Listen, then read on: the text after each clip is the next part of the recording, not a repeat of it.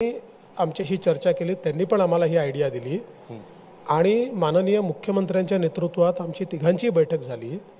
त्या बैठकीमध्ये मुख्यमंत्र्यांनी सांगितलं की शिवराजजींसारखी योजना आपण देखील या ठिकाणी तयार करूया। त्यांनी आपल्याला सगळे डिटेल दिले आहेत, आमची त्याला मान्यताच होती, त्यामुळे त्या बैठकीत आम्ही हा निर्णय केला।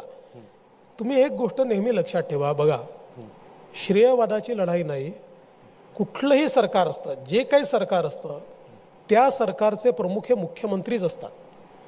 त्या सरकारचा कुठलाही निर्णय, माझ्याही खात्याचे निर्णय मी जरी घेतले तरी देखील त्या निर्णयांचं श्रेय हे मुख्यमंत्र्याचंच असतं, त्यांचं श्रेय कोणी हिरावून घेऊ शकत नाही। कारण मी उपमुख्यमंत्री आहे, पण उपमुख्यमंत्री असलो तरी I derive power from my chief minister. माझ्या मुख्यमंत्र्यांनी मला अधिकार दिलेत म्हणून मी उपमुख्यमंत्री आहे। म्हणजे आपल्याला कल्पना आहे की ज्या दिवशी मुख्यमंत्री राजीनामा देतात एकही मंत्री राहत नाही, सगळे मंत्री तिथनं पॉवर डिराईव्ह करतात। त्यामुळे याच्यामध्ये कुठलाही मला असं वाटतं वाद करण्याचं कारण नाही। सरकारच्या योजनेचं श्रेय मुख्यमंत्र्यांचं असतं आणि या योजनेचं श्रेय मी तर असं म्हणेन सगळ्यात जास्त लाडके